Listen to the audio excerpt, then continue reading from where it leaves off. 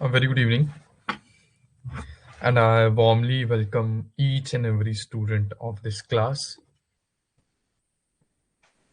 आज हम बड़ा ही इंटरेस्टिंग टॉपिक शुरू करने वाले हैं। मुझे बड़ा इंटरेस्टिंग लगता है, किसी के लिए इंटरेस्टिंग हो सकता है, किसी के लिए शायद ये थोड़ा सा कंफ्यूजिंग टॉपिक भी हो, लेकिन ये बहुत इंटरेस्टिंग टॉपिक है और इसको समझना भी बहुत ज़रूरी है क्योंकि फिर तभी हम पार्टीशन कर पाएंगे।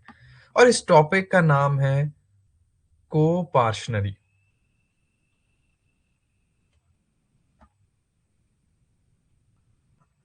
कोपार्शनरी and co-partner.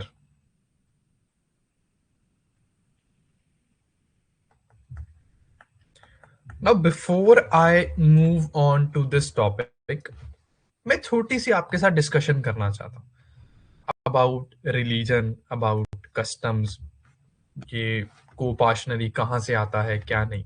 एक सेकंड के लिए भूल जाइए कि मैंने आपको कहा कि कोपाशनरी कुछ होता है और सिर्फ रिलीजन पर आते हैं। देखिए, we are trying to understand Hindu personal laws. And the name itself states that it is a personal law, and personal law is always and always based on some personal religion, custom or tradition. In the very first class मैंने आपको बताया था कि ये जितने भी personal laws होते हैं, ये पर्सनल इसीलिए हैं क्योंकि ये एक पर्टिकुलर कम्युनिटी और पर्सनल लोगों पर ही अप्लाई करते हैं, हर पर्सन पर अप्लाई नहीं करते।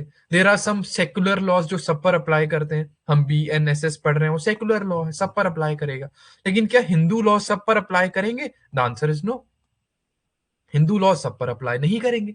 किन पर करेंगे ये हमने सेक्शन 2 में पढ़ लिया। अब बात ये है कि ये जितने भी लॉज हैं, पर्सनल लॉज हैं, ये एक रिलीजन, एक कस्टम, एक ट्रेडिशन से आए हैं। ये जो रिलीजन चल रहा था, रिलीजन पहले से कस्टम चल रहा था, प्रिवेल हो रहा था, ट्रेडिशन प्रिवेल हो रहा था, हमने वहीं से लॉज बनाए, खुद से नहीं बनाए। So we need to understand कि जब हमने वहां से लॉज बना दिए, दैट मीन्स हमने ट्रेडिशन से, कस्टम से, रिलीजन से लॉज बना दिए, तो हमने उसकी बहुत सारी चीजें कुछ पिक कर ली, जो सही थी वो पिक कर ली, जो अगेंस्ट पब्लिक पॉलिसी थी उसे बाहर रख दिया, उसे हमने लॉ नहीं बनाया। अब in Hinduism or Hindu religion, there is a custom called पिंडदान. पिंडदान एक कस्टम है, एक ट्रेडिशन है। नाउ व्हाट इज अ पिंडदान, मैं आपको बताता हूं। द मोमेंट समवन डाइज, या किसी के घर में डेथ हो जाती है, वो भी उनके लव्ड वंस की, सो इट इज एक्सपेक्टेड कि उनकी जो बाकी जनरेशन है, जो उनके एल्डेस्ट सन है, जो उनके बेटे हैं, जो बाकी फैमिली है, वो उनके लिए पिंड दान करे। नाउ व्हाट इज पिंड? पिंड का मतलब बेसिकली मतलब होता है फिजिकल, अ बॉडी। दान मीन्स टू दान, है ना, दान करना वैसा। नाउ मैं इसको और डेप्थ में जाकर लेकर चलता हूं। The moment a person is person the moment a person died die, according to Garuda Purana, कहा जाता है कि वो जो सोल होती है वो कुछ दिनों के लिए एक प्रेत कंडीशन में रहती है। सो इसीलिए the family is expected to perform pinddaan within 13 और 15 days ऑफ द डेथ, ताकि उस सोल को वो कुछ मार्गदर्शन कह लो, या उसे आगे के लिए, आगे सफर के लिए कुछ उनके लिए परफॉर्म कर सके। Now, it is a very, very important ritual. In fact सिर्फ डेथ के 15 डेज के अंदर अंदर ये नहीं करना होता। In fact every year before Navratras, वो जो कृष्ण पक्ष के पहले जो पक्ष आता है लूनर कैलेंडर के हिसाब से, जिसे हम श्राद्ध कहते हैं, उसमें भी ये पिंडदान करना बहुत जरूरी है। क्योंकि यही पिंड, क्योंकि कहा जाता है कि दैट सोल, जो आपके इंसेस्टर्स हैं, जितने भी इंसेस्टर्स हैं, योर लाइनेज, जहां से आपका पूरा कुल चलता आ रहा है, जो आपकी सारी की सारी लाइनेज है, वो लाइनेज को आप एक पिंड दान उनके लिए कर रहे हो, आप एक रिस्पेक्ट उनके लिए दिखा रहे हो, और उनके लिए आप एक दान कर रहे हो। And this is a very very important practice, one of the most important practice in Hinduism. और इस प्रैक्टिस को करने के लिए जनरली एल्डेस्ट सन ही सामने आते हैं, जो सबसे बड़े बेटे होते हैं घर के, उन्हीं से एक्सपेक्ट किया जाता है कि वो पिंडदान करें। क्योंकि कहा जाता है कि उस सोल के लिए, जो आपके एंसेस्टर्स होते हैं, उस सोल के लिए अगर उनके बड़े बेटे पिंडदान करेंगे या उनकी फैमिली पिंडदान करेंगी तो वो मोक्ष के रास्ते पर आगे चल सकते हैं। This is what custom is, this is what tradition is. और यहीं से लॉ बना कोपाशनरी का, यहीं से हमारा कंसेप्ट आता है कोपाशनरी का। सिर्फ और सिर्फ वही लोग कोपाशनर्स बनते हैं जो अपनी फैमिली का पिंड दान कर सकते हैं। दैट मीन्स पिंड दान हिंदुइज्म में सिर्फ और सिर्फ फोर्थ जनरेशन तक हो सकता है। दैट मीन्स आप अपने फादर, अपने दादाजी, परदादाजी और उनके फादर तक ही पिंडदान कर सकते हैं। उसके बाद दैट मीन्स आप अपने 4 जनरेशन तक ही पिंडदान कर सकते हैं। और वहीं से कंसेप्ट बनता है कोपाशनरी का कि सिर्फ और सिर्फ प्रॉपर्टी भी आपको सिर्फ उसी की मिलेगी जिसका आप पिंडदान करेंगे या आप जिसका पिंडदान कर सकते हैं। पिंडदान का बेसिकली मतलब is you are showing a respect to your ancestors. आप अपने एंसेस्टर्स को, आप अपने लाइनेज को एक रिस्पेक्ट दिखा रहे हैं। आप उनके लिए जो भी कस्टम्स हैं वो परफॉर्म कर रहे हैं। और अगर आप परफॉर्म करोगे या जो कर सकता है, जो अलाउड है, तो उनकी प्रॉपर्टी में भी आपको हिस्सा मिल सकता है।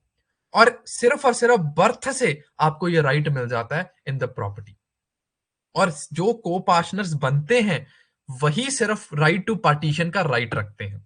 दैट मीन जिनके पास ये राइट है पिंडदान करने का, जो कि मैंने आपको बताया टिल 4 जनरेशंस, वही प्रॉपर्टी में हिस्सादारी रख सकते हैं। वही प्रॉपर्टी को राइट टू पार्टीशन भी सिर्फ उन्हीं के पास है। उनके अलावा कोई भी पार्टीशन प्रॉपर्टी में नहीं मांग सकता। कौन सी प्रॉपर्टी की बात कर रहा हूं? जॉइंट हिंदू फैमिली की। जो भी जॉइंट हिंदू फैमिली की प्रॉपर्टी होगी उसमें से पार्टीशन सिर्फ और सिर्फ वही मांग सकता है जो को पार्टनर होगा। और उसका ऑटोमेटिकली, जस्ट बिकॉज वो उस फैमिली में बर्थ हो गया, उसका उस बंदे का, उस बच्चे का उस फैमिली में सिर्फ जन्म हो गया, बर्थ हो गया, ऑटोमेटिकली उसका प्रॉपर्टी का राइट उस फैमिली में बन जाता है। अब इसको मैं थोड़ा सा आपको इलिस्ट्रेशन के थ्रू, न्यूमेरिकल्स के थ्रू समझाने की कोशिश करता हूं कि एक्चुअली में को पार्टनर होते कौन है। देखिए, let's draw a family tree. ये फादर है, ये इनकी वाइफ है, और ये उनके बेटे हैं, पहले बेटे, दूसरे बेटे, ये उनकी डॉटर है। राइट? ये हमने ड्रॉ कर लिया। अब इनके भी आगे आगे मान लीजिए ये इनके बेटे हैं, ये इनके बेटे हैं, ये इनकी बेटी है, इन्होंने मान लीजिए अडॉप्ट कर लिया। और इनके डॉटर डॉटर अनमैरिड है, मान लीजिए इन्होंने भी अडॉप्ट कर लिया। लेट्स से एस ने अडॉप्ट कर लिया।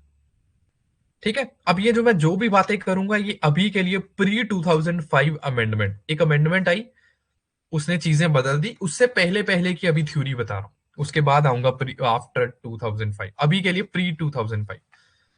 नाउ दिस इज एफ, इनके बेटे एस, उनके बेटे एस, एंड इनके भी आगे बेटे बना लेते हैं।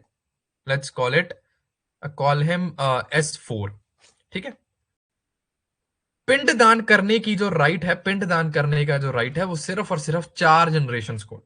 और ये 4 जनरेशन हम कैसे काउंट करते हैं? जो लास्ट मेल सर्वाइवर होते हैं उनको हम काउंट करते हैं एज फर्स्ट। ये उनके बेटे सेकंड, ये उनके बेटे थर्ड, ये उनके बेटे फोर्थ। तो यहां तक, यानी कि सिर्फ और सिर्फ 4 जनरेशन तक कोपाशनरी या फिर पिंडदान करने का राइट आता है। जो पिंडदान कर सकता है अपने दादा परदादे का, सिर्फ वही प्रॉपर्टी में राइट ले सकता है। बहुत सिंपल सी बात है। मतलब यहां पर कोपाशनर्स कौन हो गए?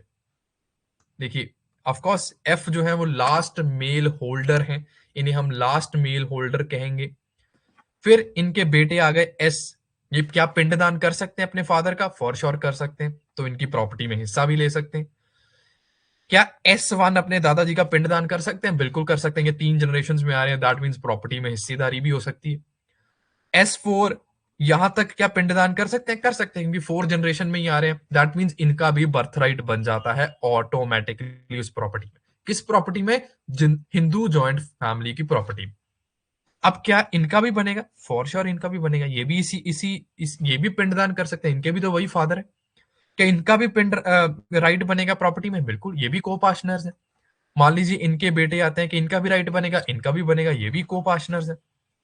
मतलब अप टू 4 जनरेशन जो है आप को पार्टनर्स जो है वो माने जाएंगे और आपके पास राइट आ जाएगा, राइट टू पार्टीशन का।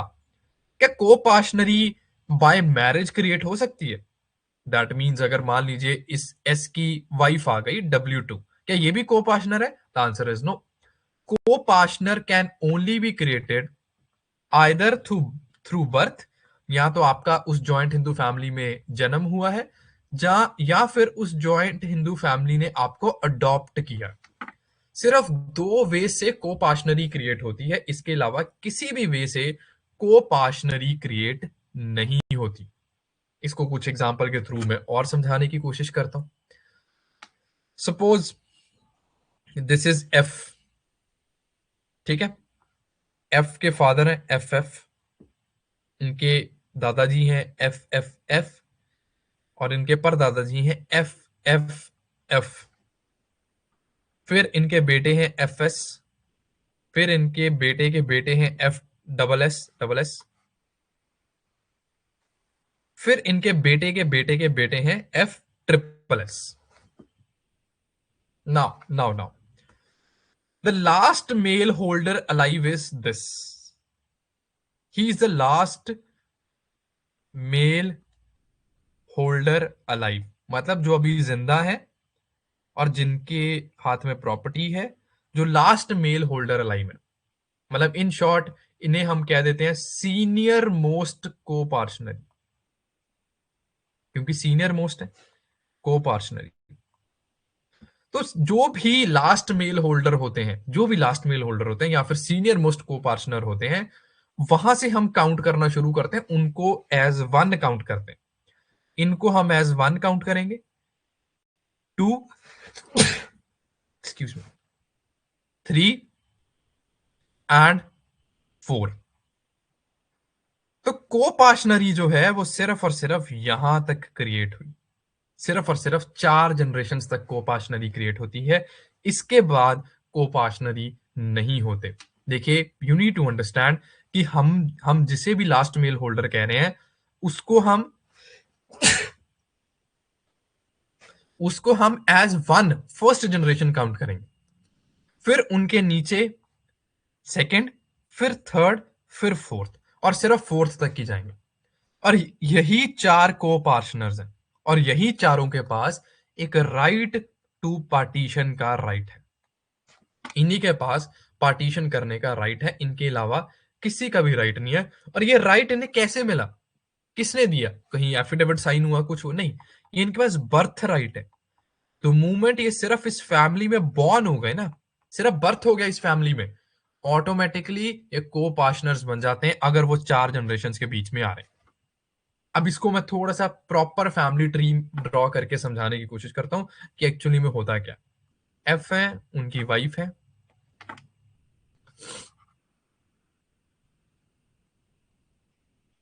राइट।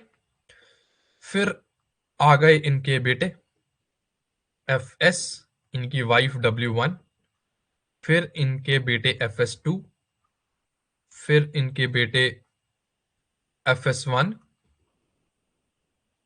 और फिर इनकी वाइफ भी ड्रॉ कर लेते हैं W4, ठीक है जी। फिर FDH, फिर FD1 इनकी डॉटर, फिर FD2, अनमैरिड डाइवोर्स जो मर्जी ले लीजिए, राइट। फिर इनके बेटे आ गए FSS, जिनकी वाइफ W2 मान लीजिए, FSD मान लीजिए, इनकी बेटी है ये। फिर इनके भी बेटे आ गए FSS, जिनकी वाइफ W3 है। फिर इनकी भी एक बेटी आ गई FSSD। फिर इनका आगे बेटा आ गया FS, फिर इनकी एक बेटी आ गई, राइट। अब यहां पर भी देख लेते हैं FS2 का क्या है। FS2 को हम ऐसे छोड़ देते हैं, इसको कंटिन्यू कर लेते हैं FS1 को, क्योंकि FS1S, फिर इनकी भी वाइफ आ गई W3, फिर इनकी एक बेटी है FS1D, फिर FS1SS, और इनकी बेटी भी ड्रॉ कर लेते हैं FS1SD। ठीक है। अब मैं आपसे पूछना चाहता हूं कि इस पूरे के पूरे फैमिली ट्री में जो हमने अभी अभी ड्रॉ किया, इसमें को पार्टनर्स कौन है? कौन इनमें से को पार्टनर है? किसके पास प्रॉपर्टी का राइट है, बर्थ राइट है, किसके पास राइट टू पार्टीशन का राइट है? ये मैं आपसे पूछना चाहता हूं। और ये मैं बात कर रहा हूं, फिर से बता रहा हूं, प्री 2005 से पहले पहले की। उसके बाद क्योंकि लॉस चेंज हो गए, वो बाद में बात करूंगा। अभी आप प्री 2005 जो आपको लगता है, जो कि सिर्फ बेटे ही हैं, सन्स ही हैं को पार्टनर्स, तो कौन कौन इनमें से बेटे हैं आप काउंट करने की कोशिश कीजिए। और मैं आपको बता देता हूं कि एफ एफ जो यहां पर है, वो है लास्ट मेल होल्डर अलाइव। तो अब आप मुझे सिर्फ इतना बताइए कि इनमें से को पार्टनर्स कौन है इन सभी में से। मैं आपके साथ साथ काउंट करना शुरू करता हूं। देखिए, क्योंकि ये लास्ट मेल होल्डर लाइव है, जो कि सीनियर मोस्ट को पार्टनर माने जाते हैं, ये हो गए वन, पहला नंबर हम इन्हें देंगे। ये हो गई सेकंड जनरेशन, ये हो गई थर्ड जनरेशन, यहां पर लिख रहा हूं, कलर चेंज कर लूं, और ये हुई फोर्थ जनरेशन। को पार्टनर सिर्फ और सिर्फ 4 जनरेशन तक होते हैं, उसके बाद हमें कोई मतलब नहीं है। दैट मीन्स यहां के बाद कुछ भी हो, ये दोनों जैसे हैं, ये कभी भी को पार्टनर्स नहीं बन सकते इस फैमिली की प्रॉपर्टी में, एफ की फैमिली की प्रॉपर्टी में। क्योंकि हमने वन कहां से शुरू किया, वन यहां से शुरू हुआ, फिर सेकंड, फिर थर्ड, फिर फोर्थ आ गया। अब इनमें से को पार्टनर्स कौन है, उन्हें मैं हाईलाइट करता हूं। सबसे पहले को पार्टनर्स फॉर श्योर एफ ही है, जो सीनियर मोस्ट को पार्टनर्स है। दूसरी जनरेशन में को पार्टनर्स कौन है, F S two, F S one, ठीक है। और एफ डी एच को तो चलो मैं यहीं पर क्रॉस कर देता हूँ, क्योंकि ये तो इस फैमिली का पार्ट ही नहीं है। सबसे पहले तो आपको इस फैमिली का पार्ट बनना पड़ेगा, उसकी तो शादी हो गई, तो इस फैमिली का पार्ट ही नहीं है। तो ये तीनों जो है वो फैमिली का को पार्टनर्स और फैमिली का पार्ट भी है। फिर थर्ड जनरेशन पर आते हैं। थर्ड में एफ जो है वो क्या है, को पार्टनर है। एफ एस को पार्टनर्स है, डॉटर तो हो नहीं सकती। फोर्थ जनरेशन आ सकते हैं, एफ को पार्टनर्स है, एफ एस को पार्टनर है, और बाकी कोई नहीं। तो जितने भी मैंने हाईलाइट किए आपको स्क्रीन पर, ये सभी के सभी लोग कौन है, को पार्टनर। ये मैंने कैसे काउंट किए, मैंने बहुत सिंपल वे से काउंट किए। मैंने 4 जनरेशन काउंट की और उसमें से बेटे हाईलाइट कर दिए, यही होते हैं को पार्टनर। और एलिजिबिलिटी क्या है को पार्टनर बनने की? सिर्फ एक ही चीज है एलिजिबिलिटी, वो है पिंडदान। जो पिंडदान कर सकता है वो को पार्टनर है। पिंडदान कहां तक हो सकता है, 4 जनरेशन तक। तो 4 जनरेशन तक आपके पास क्या आ गया, पिंडदान करने की वजह से आपके पास क्या आ गया, बर्थ राइट आ गया। और क्योंकि आपके पास बर्थ राइट आ गया, दैट मीन्स आपका इस प्रॉपर्टी में बाय बर्थ राइट हो गया। और आपके पास कौन सा राइट आ गया, राइट टू पार्टीशन आ गया। आप कभी भी पार्टीशन मांग सकते हैं, क्योंकि आपकी भी उतनी ही हिस्सेदारी है इस प्रॉपर्टी में जितनी बाकियों की है। कि आपने कुछ नहीं है, बस आपका जन्म हुआ इस फैमिली के, ऑटोमेटिकली आपके पास राइट टू प्रॉपर्टी का, राइट टू पार्टीशन का राइट आ गया। दिस इज वॉट अ को पार्टनर इज। मतलब 4 जनरेशन तक जिनके पास राइट टू प्रॉपर्टी है, राइट टू पार्टीशन है, वो को पार्टनर होते हैं। ये कंसेप्ट आया कहां से, पिंडदान से आया। ऐसे ही मैं आपको ढेर सारी एग्जांपल्स बता सकता हूं। जैसे एक ही एग्जांपल ले लेते हैं, एफ उनकी वाइफ है मान लीजिए, नाउ इनके बेटे हैं S1, S2, D, फिर इनके बेटे आ गए S1, S, और इनके इधर भी बेटे आ गए S1, S1, ठीक है। फिर आगे इनके बेटे ड्रॉ कर लेते हैं S1, SD, फिर S1, S1, S, और इनके एक और बेटे ड्रॉ कर देते हैं S1, S1, S। इनका एक और बेटा ड्रॉ कर देते हैं S1, SD, S। क्लियर है? और ये जो फादर हैं, इनके फादर भी हैं और इनके मदर भी। नाउ टेल मी, अब मुझे बताइए कि इनमें से कौन सा पर्सन को पार्टनर है, कौन सा पर्सन प्रॉपर्टी का राइट रखता है, बर्थ राइट, कौन सा पर्सन पार्टीशन डिमांड कर सकता है। तो आपको वही याद करना जो मैंने आपको पढ़ाया। मैंने अभी आपको क्या पढ़ाया कि को पार्टनर सिर्फ वही बन सकता है जो पिंडदान कर सकता है। पिंडदान कहां तक किया जा सकता है? फोर्थ जनरेशन तक पिंडदान होता है। काउंट कर लीजिए, लेकिन काउंट कहां से करना है? काउंट करना है जो लास्ट मेल होल्डर अलाइव होगा। अब आप में से बहुत सारे स्टूडेंट ऐसे सोचेंगे कि शायद एफ एक लास्ट मेल होल्डर अलाइव है। बिल्कुल भी नहीं। अभी एफ के फादर जिंदा है। दैट मीन्स एफ एफ जो है वो लास्ट मेल होल्डर अलाइव है। तो सीनियर मोस्ट को पार्टनर कौन बन गए? Double F. तो अपना पहला रैंक, पहला नंबर यहां से शुरू होगा, डबल एफ से। तो पहले को पार्टनर ये बने, दूसरे को पार्टनर एफ बने जो कि सेकंड जनरेशन है। थर्ड जनरेशन पर S1 S2 बने को पार्टनर। फोर्थ जनरेशन पर S1 S और S1 बने। इनके बाद कोई भी हो, कोई भी, वो इस फैमिली का को पार्टनर नहीं बन सकता। जब तक कि last male holder alive double F है, तब तक ये नीचे वाले कभी भी जो है वो को पार्टनर्स नहीं बन सकते। सिर्फ 4 जनरेशन तक बन सकते हैं। काउंट करके मैंने आपको दिखा दिया। फर्स्ट जनरेशन ये, सेकेंड जनरेशन ये, थर्ड जनरेशन ये, फोर्थ जनरेशन ये। फिफ्थ में तो कभी जा ही नहीं सकते, ये तो कभी को पार्टनर हो ही नहीं सकते। और यहीं से को पार्टनरी का कंसेप्ट आता है, यहीं से बर्थ राइट का कंसेप्ट आता है, यहीं से पार्टीशन का कंसेप्ट आता है। एक इलस्ट्रेशन आपके सामने रखता हूं, आपको और क्लियर हो जाएगा। लिखिए फटाफट से। Now there is F, double F, triple F. ठीक है, एक और एफ कर लेते हैं ड्रॉ। इनके बेटे हैं एफ एस, इनके बेटे हैं F double S.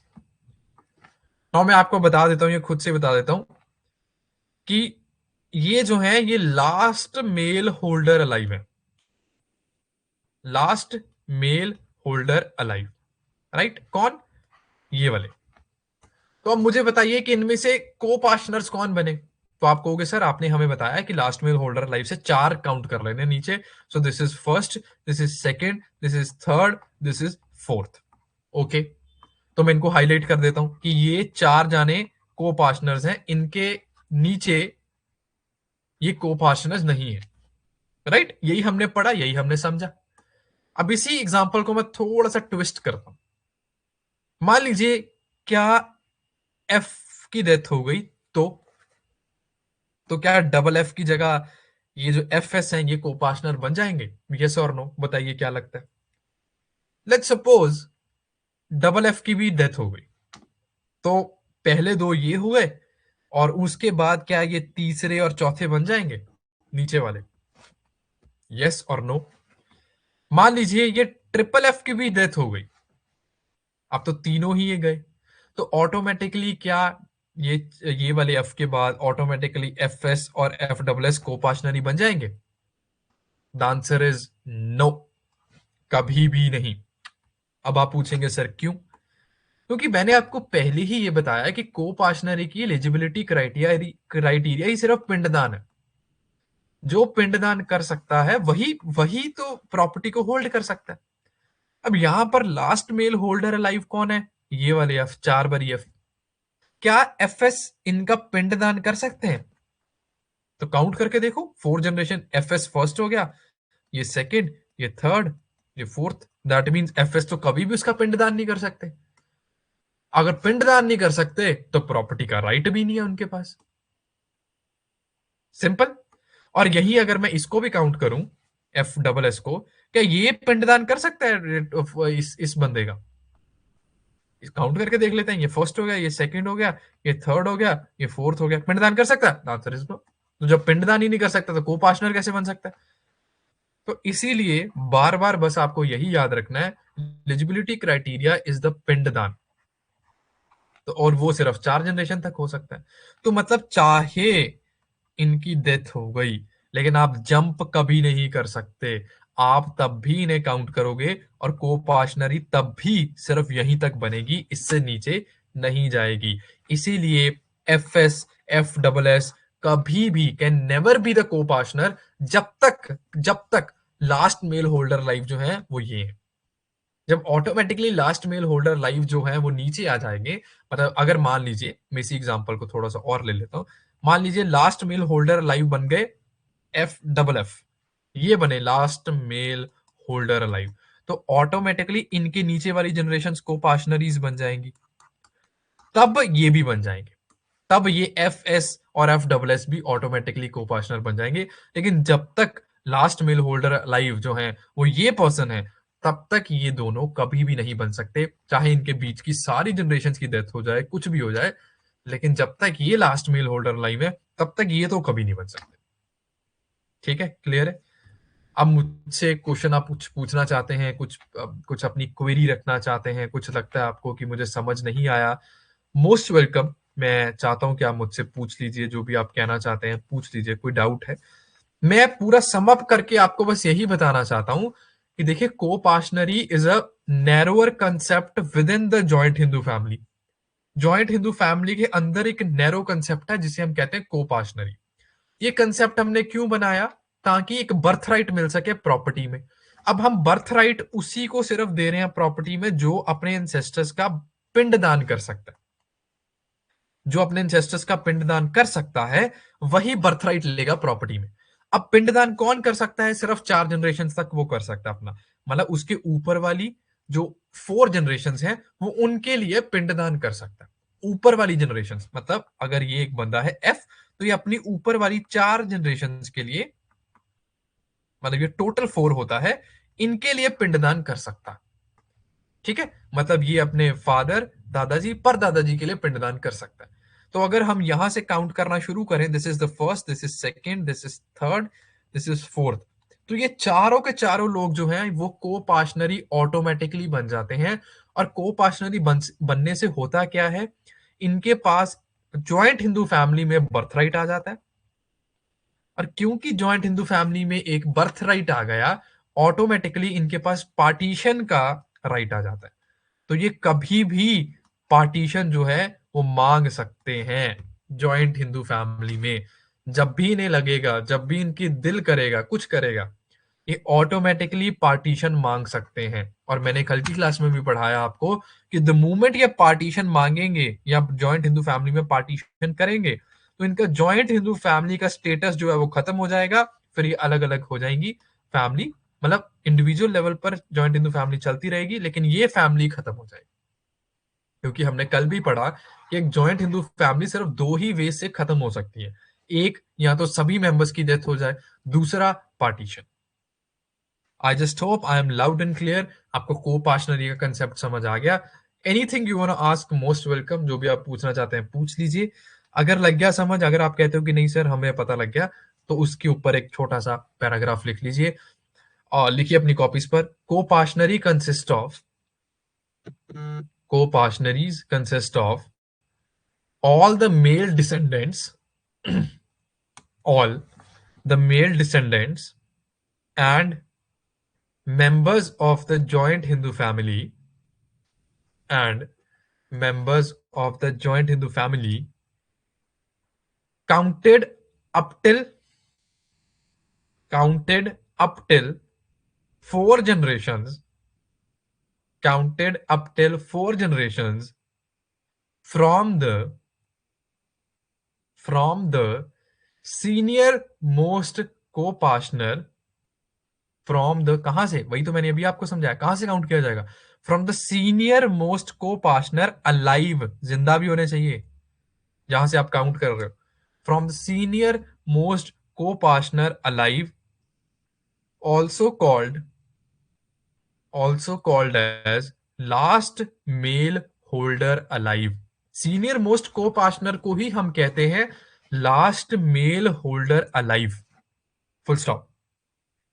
In other words, in other words, from the last male holder alive, in other words, from the last male holder alive, sons मतलब उनके बेटे sons, grandsons and great grandsons, sons, grandsons and great grandsons will be co-partners। तो automatically उनके जो नीचे वाली 4 generation है, मतलब 3 उनको काउंट करके 4 और वैसे 3, वो ऑटोमेटिकली को पार्टनर्स जो है वो बन जाते हैं, full stop. The primary criteria for determination, the primary criteria for determination of a को partner of a co-partner is the performance of पिंडदान is the performance of पिंडदान और स्पिरिचुअल एडमिनिस्ट्रेशंस, मतलब जो भी पिंडदान कर सकता है वही प्रॉपर्टी में राइट लेगा, और spiritual administrations full stop. Any male member of the joint family,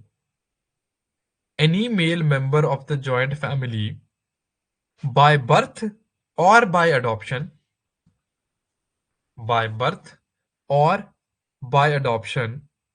who can perform pinddan of the last male holder alive.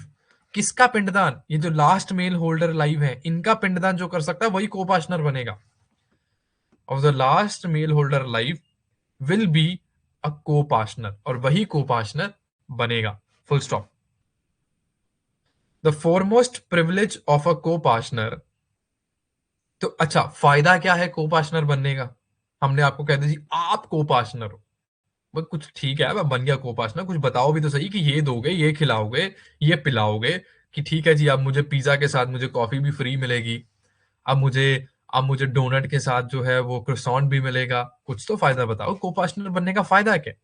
तो सबसे बड़ा फोरमोस्ट प्रिविलेज जो को-पार्टनर का है वो यही है कि सिर्फ आपने जन्म ही ले लिया उस फैमिली में, आपको ऑटोमेटिकली प्रॉपर्टी का राइट मिल जाता है. कुछ भी नहीं किया, आप कुछ भी नहीं कर रहे, ना आपने उस फैमिली के लिए कुछ किया है, ना आप कुछ और कर रहे हो, सिर्फ एक आपने जन्म ले लिया उस फैमिली में, ऑटोमेटिकली बर्थ राइट आपका उस प्रॉपर्टी में. ठीक है, तो मैं कहा था the foremost privilege of a co-partner is that he has a birthright. He has a birthright in joint family property. He has a birthright in a joint family property and has a right to demand partition. तो उनके पास automatically right आ गया किसका? Partition का. Full stop. It is a continuous chain, और ये continuous चलती रहेगी. जैसे लास्ट मेल होल्डर लाइव ये बन जाएंगे तो इनकी नीचे वाली चार जनरेशन को पार्टनर बन जाएगी. जब ये बन जाएंगे उनकी चार नीचे बन जाएगी. तो ये कॉन्टिन्यूअस चेन है. It is a continuous chain of four generations of male descendants inclusive of the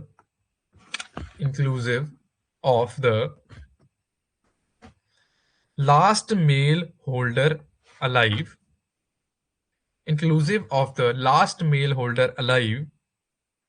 that form a co-partnership, और वही को-पार्टनरी फॉर्म करते हैं. In other words, a co-partnership will include को-पार्टनरी में कौन कौन आएंगे? बेटे, sons, father, grandfather, great grandfather. और कौन होंगे? Brothers, nephews and so on. तो जितने भी मेल मेंबर्स हैं उस फैमिली के जिनके पास पिंडदान करने का राइट है, वो ऑटोमेटिकली क्या बन जाते हैं? को-पार्टनरी बन जाते हैं इन अ जॉइंट हिंदू फैमिली. सो अगर मैं इसको क्रक्स करके अगर मैं आपके सामने ये लिखूं कि what is the genesis of co-partnery, या important point which makes a co-partner, सबसे पहले तो यही है कि वो मेंबर होने चाहिए उस जॉइंट हिंदू फैमिली के. अगर मेंबर ही नहीं है तो फिर को-पार्टनर मैं कहां से बना दूंगा? मतलब अगर आप टीम इंडिया के लिए खेलना चाहते हो, सबसे पहले आपको टीम इंडिया का प्लेयर होना चाहिए, तभी आप उसको टीम इंडिया को रिप्रेजेंट कर पाओगे. तो मेंबर तो पहले बनो, फिर 4 जनरेशंस में आप होने चाहिए. 4 generations from last male holder alive, 4 generations में आपको इंक्लूड करना है. तीसरा जेनेसिस, परफॉर्म पिंडदान. आप जो भी लास्ट मेल होल्डर लाइव है उनका पिंडदान करने का राइट रखते हैं. अगर आप रखते हैं यू आर अ को पार्टनर, कॉन्ग्रेचुलेशन, आपके पास राइट टू डिमांड पार्टीशन जो है वो ऑटोमेटिकली आ जाता है। मुझे लगता है यहां तक आपको समझ लग गया होगा। कुछ पूछना चाहते हैं पूछिए, क्योंकि फिर इसके ऊपर मैं अगले कंसेप्ट के ऊपर जाऊंगा।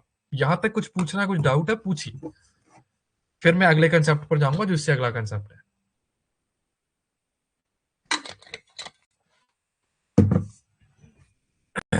Anything you want to ask, please ask.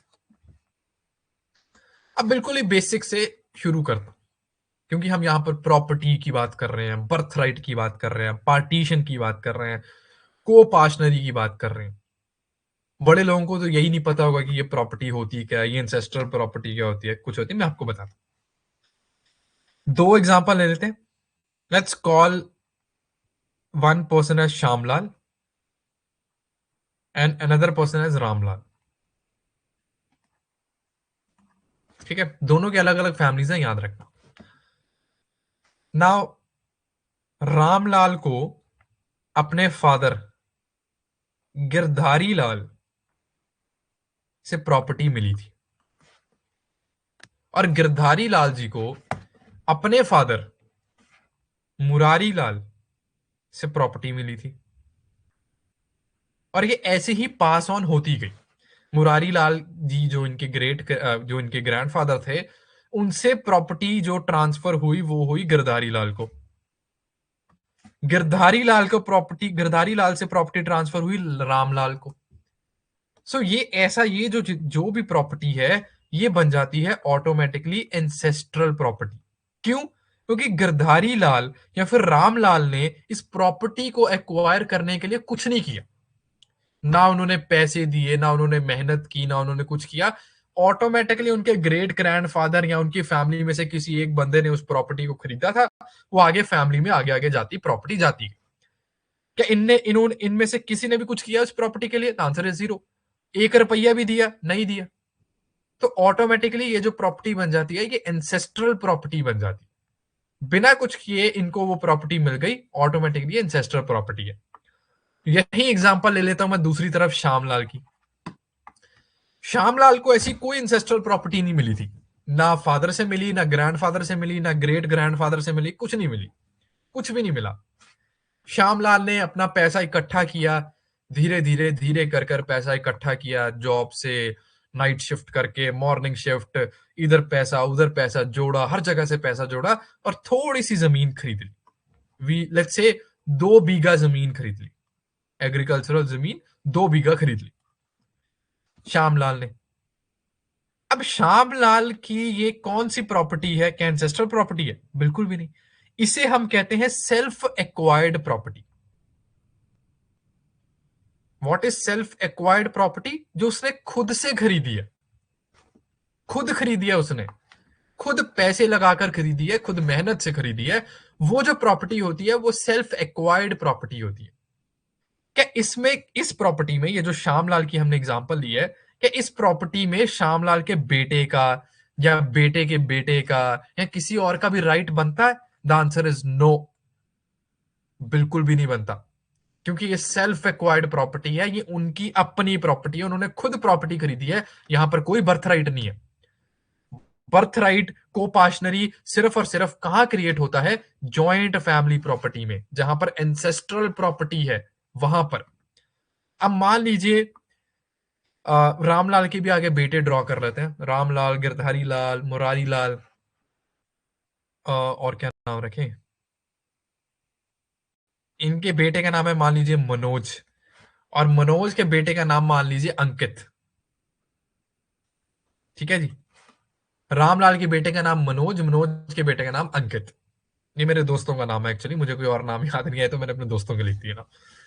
चलिए, अब क्योंकि ये एंसेस्ट्रल प्रॉपर्टी है, तो ये प्रॉपर्टी जब गिरधारी लाल के पास थी, गिरधारी लाल के नाम पर थी, तो ऑटोमेटिकली गिरधारी लाल कौन बन जाते हैं?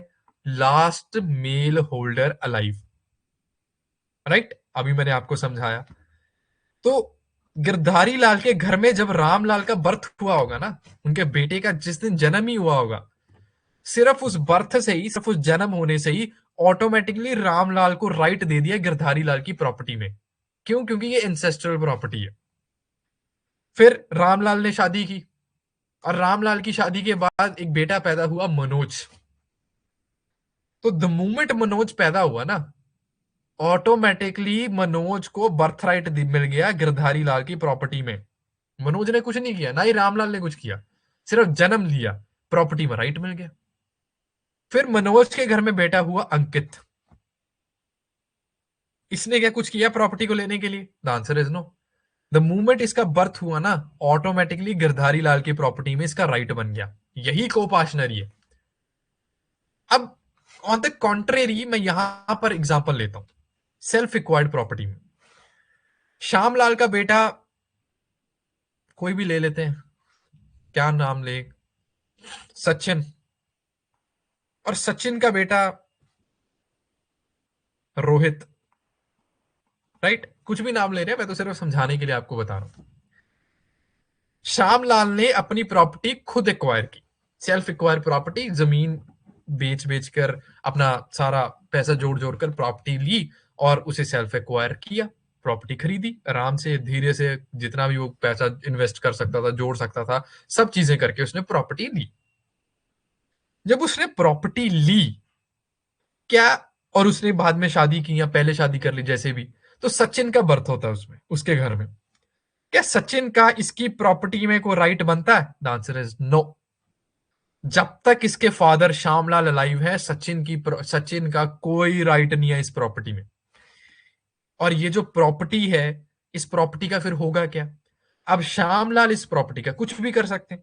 इस प्रॉपर्टी को या तो वो थ्रू विल कि मेरे मरने के बाद इस प्रॉपर्टी को आप एक्स वाई बंदे को दे दो। अब वो चाहे किसी को भी दे दें, चाहे वो कह दें कि नहीं, मैं गुरुद्वारे, मंदिर, मस्जिद में जहां पर भी मैं दान करना चाहता हूं, वो भी कोई बात नहीं, क्योंकि उन्हीं की प्रॉपर्टी है, वो जो मर्जी करें। मान लीजिए वो विल में ये लिख जाते हैं कि मैं सिर्फ अपने पोते को ही प्रॉपर्टी देना चाहता हूँ, रोहित को, मैं बेटे को कुछ नहीं देना चाहता, वो भी ठीक बात है। वो लिख जाते हैं कि नहीं, मैं सचिन की वाइफ को ही सिर्फ प्रॉपर्टी देना चाहता हूं और किसी को नहीं देना चाहता, वो भी बिल्कुल ठीक बात है। जो उन्होंने अपनी प्रॉपर्टी को करने के लिए कह दिया विल में, वो माना जाएगा। क्यों? क्योंकि वो उनकी सेल्फ एक्वायर्ड प्रॉपर्टी है। लेकिन मान लीजिए वो विदाउट विल उनकी डेथ हो जाती है, लीगल टर्म में हम उसे कहते हैं इंटरस्टेट सक्सेशन। वो विल भी नहीं बनाकर गए। विल बनाने का मतलब ये कि वो बताकर ही नहीं गए कि उस प्रॉपर्टी का करना क्या, क्योंकि ये प्रॉपर्टी तो श्यामलाल की है। तो श्यामलाल बताकर ही नहीं गए कि उनकी डेथ के बाद इस प्रॉपर्टी का करना है क्या। तो वो ऑटोमेटिकली थ्रू सक्सेशन जो है वो प्रॉपर्टी डिवाइड हो जाती है। क्लास 1 हेयर, क्लास 2 हेयर, अभी धीरे धीरे आगे जाकर हम पढ़ेंगे ये क्या होता है। लेकिन वो ऑटोमेटिकली प्रॉपर्टी जो है डिवाइड हो जाती है। तो उस डिवीजन में, उस सक्सेशन में, मान लीजिए ये सेल्फ एक्वायर्ड प्रॉपर्टी सचिन के हिस्से आ गई। सचिन को कुछ मिल गया उस प्रॉपर्टी में से, मान लीजिए 1/3 हिस्सा ही मिल गया, लेकिन मिल गया। द मोमेंट ये सेल्फ एक्वायर्ड प्रॉपर्टी सचिन के हिस्से आ जाएगी, ये ऑटोमेटिकली एंसेस्ट्रल प्रॉपर्टी बन जाएगी। और क्योंकि ये एंसेस्ट्रल प्रॉपर्टी बन गई, ऑटोमेटिकली यहां पर कोपाशनरी क्रिएट हो गई। ध्यान से समझो मैं क्या समझा रहा हूं। ये सेल्फ एक्वायर्ड प्रॉपर्टी थी, किसी का कोई राइट नहीं था इसमें, लेकिन सचिन को ये प्रॉपर्टी मिली through succession. In short criteria वही है कि सचिन ने कुछ किया तो नहीं ना इस प्रॉपर्टी के लिए। सचिन को प्रॉपर्टी फ्री में मिली उसके फादर से। सचिन ने कुछ नहीं किया, सचिन ने नहीं खरीदी, वो उसके फादर ने खरीदी थी। बस वो बाद में आफ्टर डेथ ऑफ श्यामलाल वो सक्सेशन हुई, सक्सेशन के थ्रू सचिन को प्रॉपर्टी मिल गई। द मूवमेंट ये प्रॉपर्टी थ्रू सक्सेशन सचिन के पास आएगी, ये कोपाशनरी क्रिएट कर देगी ऑटोमेटिकली। तो तब जाकर लास्ट में होल्डर लाइफ कौन होंगे? सचिन। रोहित के पास ऑटोमेटिकली बर्थ राइट आ जाएगा इसमें, क्योंकि एक एंसेस्ट्रल प्रॉपर्टी है। मान लीजिए रोहित की शादी हो गई और इसका बेटा पैदा हुआ मनोज, उसके पास ऑटोमेटिकली राइट आ गया इस प्रॉपर्टी में। फिर मनोज ने शादी कर ली और उसका एक बेटा पैदा हुआ, और क्या नाम रखें, नाम यार कुछ भी मान लो, XYZ कुछ भी मान लो, उसका भी ऑटोमेटिकली बर्थ राइट यहां पर आ जाएगा। यही एंसेस्ट्रल प्रॉपर्टी बनाता है, यही सेल्फ एक्वायर्ड प्रॉपर्टी बनाता है। आई just hope I am loud and clear, और आपने मेरे साथ साथ सब चीजें नोट भी करनी होगी। क्लियर है? अब वही मैं आपको बार बार समझाने की कोशिश कर रहा हूं। देखिए, सेल्फ एक्वायर्ड प्रॉपर्टी में आपके पास कोई बर्थ राइट नहीं है, कुछ भी नहीं है, या आपने खुद खरीदी खुद बनाई। लेकिन यहां पर आपके पास बर्थ राइट भी है, आपके पास को पार्टनरी भी है, आपकी ये जॉइंट हिंदू फैमिली प्रॉपर्टी है। और यहां पर को पार्टनरी क्रिएट हो सकती है, कैसे हो गई मैंने आपको बता दिया। तो यहां तक अगर आप कुछ पूछना चाहते हैं, प्लीज पूछिए, मोस्ट वेलकम। और मैं आप सबको होमवर्क दे रहा हूं कि ये जो एग्जांपल मैंने आपको दी, इसको अपने अपनी लाइंस में, अपनी टर्म्स में लिख कर लाना कल। लिखवा मैं भी सकता हूं इसी सेम एग्जांपल को, लेकिन मैं चाहता हूं कि आप इसको खुद एक्सप्लेन कर कर लिख कर लाएं। सबसे पहले ये लिखिए, फिर उसके बाद इस चीज को एक्सप्लेन करिए कि सेल्फ एक्वायर्ड प्रॉपर्टी से वो एंसेस्ट्रल प्रॉपर्टी कैसे बनी। अगर आपको समझ लग गया, मुझे यस नो बता दीजिए, नहीं लगा तो मैं फिर एक और एग्जांपल दे देता हूँ। मोस्ट वेलकम, जितनी मर्जी बार कहोगे मैं उतनी मर्जी बार एग्जांपल दे दूंगा, मुझे कोई प्रॉब्लम नहीं। जैसे मैं यही ए बी की एग्जांपल ले लेता हूँ। मान लीजिए ए ने सेल्फ एक्वायर्ड प्रॉपर्टी खरीदी कोई, ये इनकी सेल्फ एक्वायर्ड प्रॉपर्टी है। क्या इसमें किसी का भी कोई राइट है? बिल्कुल भी नहीं है। जब तक ए अलाइव है तब तक ये इन्हीं की प्रॉपर्टी है, इसमें किसी का कोई राइट नहीं है। चाहे उनका बेटा हो जाए, चाहे उनके ग्रैंड डॉटर हो जाए, चाहे उनकी बेटी हो, कुछ भी हो, किसी का कोई राइट नहीं है, ये उनकी प्रॉपर्टी है। फिर ही डाइड, और वो विदाउट विल डेथ हुई, या विद विल भी, कैसे भी डेथ हुई, लेकिन उनके बेटे के पास ये प्रॉपर्टी आ गई।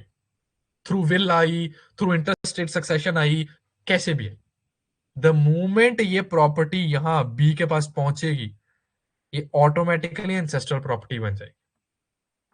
और क्योंकि ये एंसेस्ट्रल प्रॉपर्टी बन गई, ये ऑटोमेटिकली कोपार्शनरी क्रिएट हो गई। और क्योंकि कोपार्शनरी क्रिएट हो गई, तो लास्ट मेल होल्डर लाइफ कौन है? बी। तो इनके नीचे वाली तीन और जनरेशन, इनको काउंट करके चार, तो मान लीजिए सी, डी एंड ई ऑटोमेटिकली को पार्टनर्स बन जाते हैं। और को पार्टनर बनने का मतलब क्या? इनके पास बर्थ राइट आ जाता है। बर्थ राइट का मतलब क्या? कि ये कभी भी चाहेंगे तो इस प्रॉपर्टी में से अपना हिस्सा मांग लेंगे, दैट मीन्स पार्टीशन कर लेंगे। कभी भी इन्हें जरूरत होगी, कभी भी, और इन्हें कोई रोकने वाला होगा नहीं। In fact the magistrates can not ask any person कि आप पार्टीशन क्यों कर रहे हो। किसी भी मूवमेंट पर अगर ये चाहेंगे कि हमें हमारा हिस्सा चाहिए प्रॉपर्टी में से, तो ये कभी भी मांग सकते हैं। They have a right to partition, उस पूरी की पूरी प्रॉपर्टी को पार्टीशन करवा सकते हैं कभी भी चाहेंगे। इसी को तो हम कह रहे हैं बर्थ राइट, इसी को तो हम कह रहे हैं कोपार्शनरी, इसी को तो हम कह रहे हैं एंसेस्ट्रल प्रॉपर्टी। यही तो है, यही तो है सारी की सारी बात। आप इसी एग्जाम्पल को आप घर से लिख कर लाना। जब आप लिख कर लाओगे तो वेरी गुड, मुझे भी लगेगा कि यार स्टूडेंट्स कुछ समझ रहे हैं, कुछ इन्हें भी पल्ले पड़ रहा है, और ये भी कुछ रिस्पॉन्स दिखा रहे हैं। नहीं लाओगे तो कोई बात नहीं, मैं तो पढ़ा ही रहा हूं और आगे पढ़ाता भी जाऊंगा। ठीक है, यहां तक सबको क्लियर है?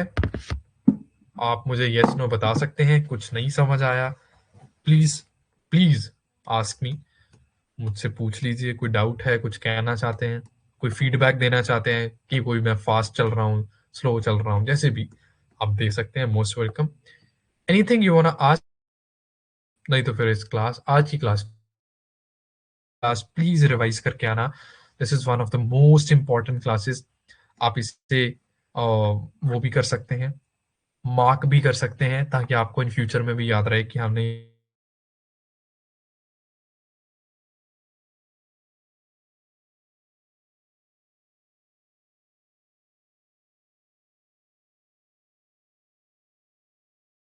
एडवाइस। और मैं सभी को ये एडवाइस देना चाहता हूँ कि आप इस क्लास को, इस सेशन को अच्छे से समझें, कोपार्शनरी को सही से समझें। अगर समझ लग गया वेरी गुड, नहीं लगा तो मुझे बता देना, मैं फिर से कल थोड़ा सा और सिंपलर वे में बता दूं। Thank you so much guys for attending this class. मिलते हैं कल।